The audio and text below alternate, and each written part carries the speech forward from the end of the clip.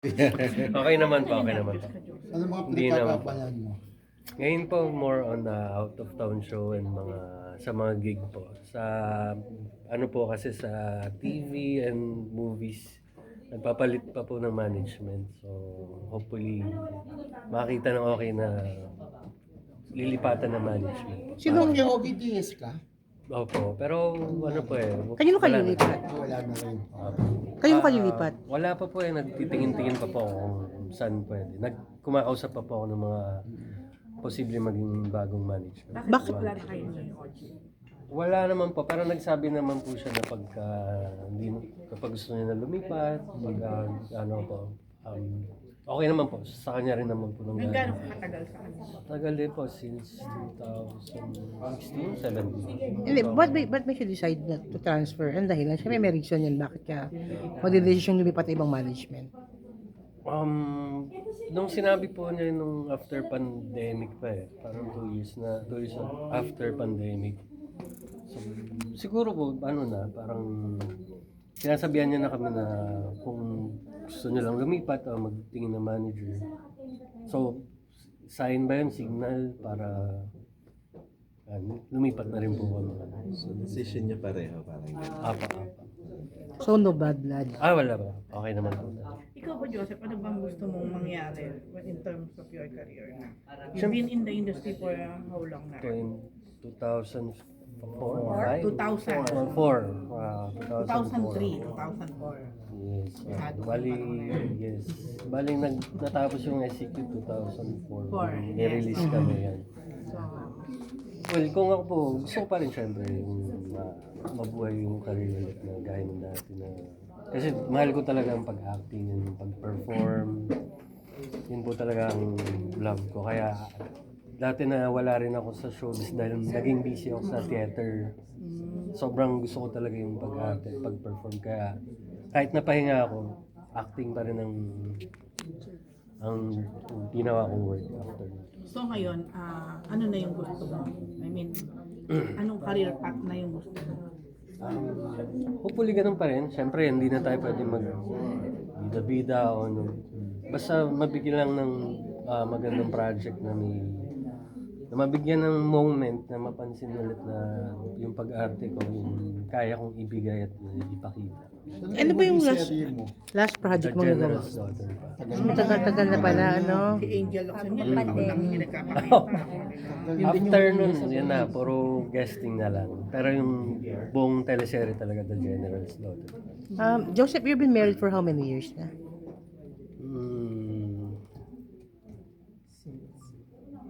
Ten. Ten. Hindi. Ano ba kayo kinakita? Anong year? 10. 10 years na. And then yung months inisip ko, magte-10 pa lang. Pero how's your married life? How's your relationship? Okay lang po. Aray ko, ba't may gumagalaw sa masakit Pero kayo pa rin. Ay, Ha? Parang di siya Ano? Ha? yun na. Hindi na. Malungkot. Next question na Sorry po. kasi para lang at least alam namin where to. Huwag na lang po yan. So parang ano pa, Apo. Medyo... shaky, ganon. Ayan, sorry na tanong. Education pa kayo ni Sandang. Wala po. Hindi, I just only want to... We just only want to get your side about that. Sige. Hindi, ano po. Wala. Ano po. Ano to? Pag may Viber group lang kami, yung SCQ, yung as a group, hindi naman kaming dalawa. Kaya Wait. huling nagkita ng mga SCQ batch. Yung madalas kasi kami nila Joros eh. Dahil may RJ, tas si Melissa Roxanne. Pero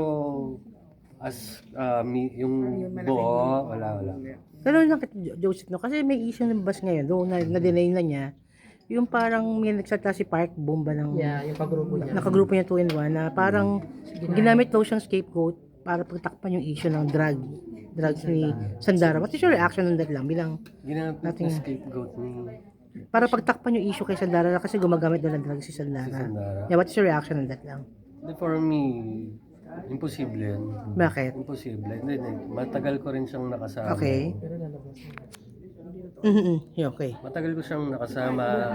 Siyempre, ang masasabi ko, kilala ko yung pagkatao niya. tsaka yung sacrifice niya para sa family niya. Okay. Kaya um, tumanda siya ng talaga nakafocus sa trabaho, Okay. para sa family, para sa career. So, I'm sure hindi niya gagawin yun. Yossi inom nga, ang hirap pa ano yun. Sa kanya, Oo, yeah. drugs pa. I'm sure 100% never niya gagawin. Mga gawin. How do you feel na until now, tinatanong tayo si Sandara? Kasi naging magjowa kayo, no? Yeah, already, yeah. A few years na. Definitely. Wala naman, siguro masasabi ko lang, ano lang ng mga tao yan, syempre dahil ako yung naka-love team dito. Yes, naging boyfriend naging ka rin. boyfriend. Siguro yung ibang tao, curious lang kung communication pa kasi yung iba natatawa or magugulat pag meron, pag wala, o bakit, ba't nag-uusap. So, siguro yun lang naman, curious lang sila. Hindi ka naiinis pag you kept happy, depressed or... Hindi naman, asking you pa? hindi naman. Kasi, syempre, isa yun sa malaking reason kung ba't ako naalala ng mga tao. Malaking part siya ng Oh, galing. career Ano, ko. you recognize that. Oo naman, hindi Pero- natin maanin. Pero ikaw, Joseph, meron bang panghinayang? I mean, we all know na talagang sobrang sikat din yung love team niyo before, di ba? Oo. Meron din, siguro, sayang dahil siguro may mga times na pasaway kami or... Hindi naman. Oo, Before bata pa kayo, no? Oo. Tsaka, syempre yun, bata pa kami. Kahit yung relationship namin hindi nagtuloy-tuloy dahil yun nga, hindi tinadhana. So, sayang din, ang laki ng potential and Yeah, right. thank you kami sa ABS and Star Cinema kasi binigyan agad kami ng movie. Yung Naging tiwala push. nila nandun. Would you consider her as Totga? Sabi ko nga kanina, kilala ko yung pagkatao niyan. Pwedeng Totga kasi mabait talaga yan, mabait. Tsaka hindi ka magtataka na binigay sa kanya yung blessing na yan, yung pagpunta niya sa Korea, naging sikat ulit siya. Kasi yun talaga yan eh. Yun nga, hindi nga siya nakapag-asawa, nakapag-baby dahil career, para sa family. Yan yung focus niya talaga. Sorry for asking this pero may time ba, kasi married ka na rin, may time ba na naisip mo, hindi pa siya nagkakaroon ng jowa or hindi advertise ko nagka-jowa man, then I don't know what's happening with you. Kaya at the end of the day, may ganun pa. Sumabig na sa kasi ano. Eh, we can never tell, ah. Yeah, oh. Diba? Si Lord kasi Kasi wala siyang karelasyon, no? Ikaw, wala ka. I mean, on the rocks ang ano mo, sabi mo nga. Pero huwag na nilabas. Huwag mo na ilabas yun. no? Pero thank you pa. Thank you. Kasi baka may chance pa, di ba? Pero yan, yung hindi natin, Going back to my question. hindi natin masasabi yung ano, Oh, you're right. yung mga pwedeng mangyari. Hindi ka nagsasarado ng pinto. Hindi, kunyari, di ba, ano to?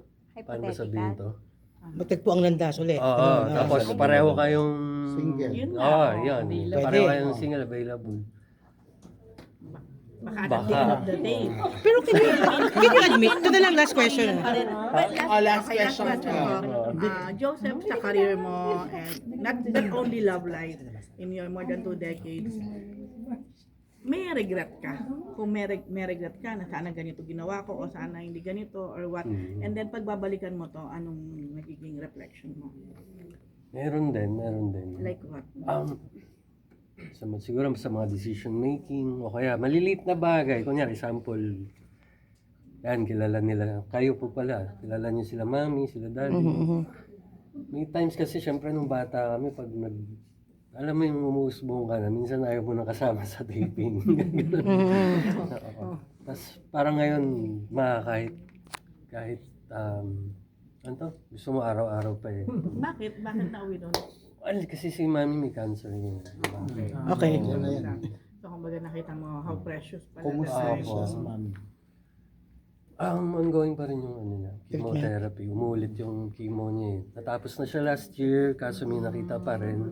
Breast cancer ba? Breast cancer stage 4. Okay. Okay, last question. Magla-last question ako. Okay lang. Hindi, last question na lang.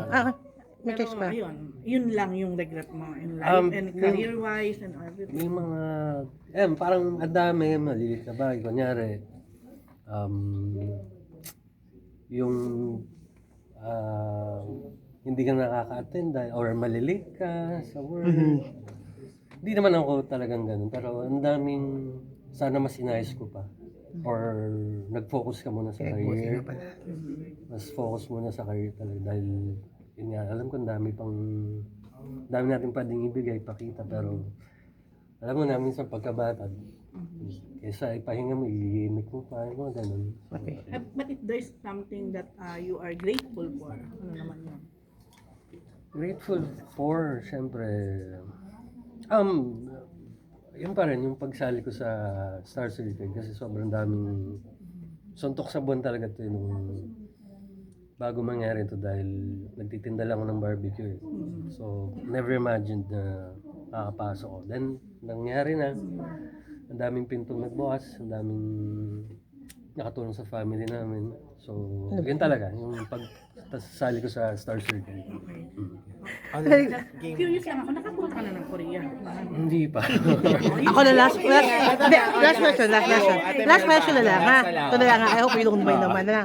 Ikaw ba, I mean, syempre, tagal na rin yung Sandara tapos na yan, no? Pero can you admit, or masasabi mo ba na yung special feelings, yung nandyan pa rin sa puso mo para sa kanya? Or wala na ba, nabura na talaga totally, or she will always remain special for you? Special pa rin siya sa akin. Special pa rin. Mahal mo pa. Thought ganyan. Ay, grabe na. Ano naman yung mahal? Pero yung special feelings nandun pa rin. Nandun ba rin? I mean, special siya sa akin. Last na, anong ginawa mo dito sa singgaling? Anong what? Ayan, Iba si ang dami Janelle. pinag-usapan, di man lang. Opo. Nung first season ng Celebrity po. Nung 2021. 2021. Okay. Si Etalyn Tapos so Panalo. bali ngayon Oh, nag-guest. 2022. 2022. Patrick Hero. Yeah, si Patrick. Okay, so now you're one of the guests dito sa... Nag-ask sila ng reunion ng lahat ng finalists Okay. na sumali. Okay. So far lang, ano man sabi mo dito? Ikaw napanood ba dito sa mga finalists? May kasunod ka. Ang gagaling, grabe. Parang hindi na siya pang artista eh. Parang singing contest na talaga. Sinong bet mo? Bet na. Wala na. Nanalo. Ayan, friend ko si Johannes. Na-surprise ako kasi ang galing niya eh. Okay. Kasi lagi kami nagsasama basketball. Ang galing pala niya kumanta. Tapos, kaya Tiniki. Yan, Nikki. Si magaling, si Jay. Si Jay. Jay Gonzaga. Saga. Okay, thank you po. Ay, Thank you. Okay, thank you po. Salamat. picture lang. Joseph.